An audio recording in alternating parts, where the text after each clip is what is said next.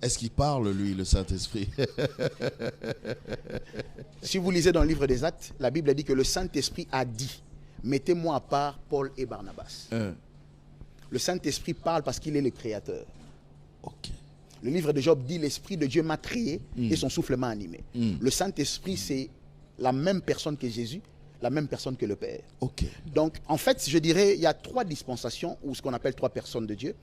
Dieu, en tant que Père, nous a parlé par les prophètes dans les temps anciens. Il est venu dans la chair comme Fils, la parole faite chair, pour accomplir une mission et ouvrir la porte pour tout le monde.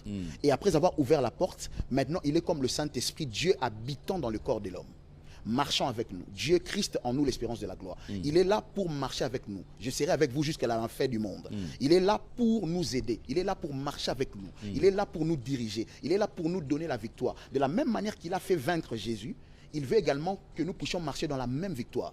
C'est le même Saint-Esprit qui était en Jésus qui est en nous. Ce n'est pas un autre Saint-Esprit. Ok. Beaucoup croient que nous avons une portion ou une mesure quelconque. Non.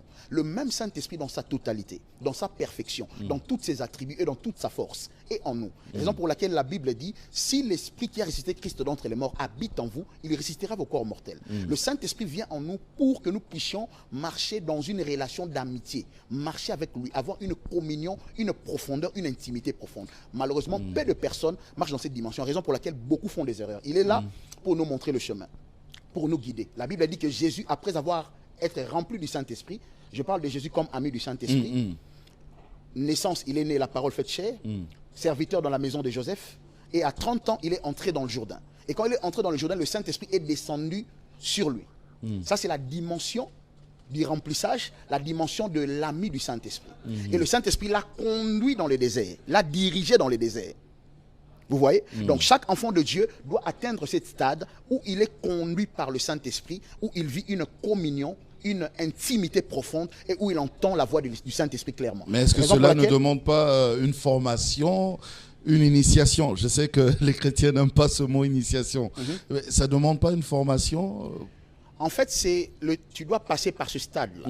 Tu dois expérimenter l'enfance, tu dois expérimenter le service. Après le service, tu expérimentes maintenant la dimension de l'ami. Ça vient tout seul? Ça vient tout seul. Okay. Mais maintenant, ça dépend de ta dévotion. Quand tu respectes les étapes. Voilà, quand tu respectes les étapes. Okay. Quand tu es dévoué, tu es sérieux dans chaque étape.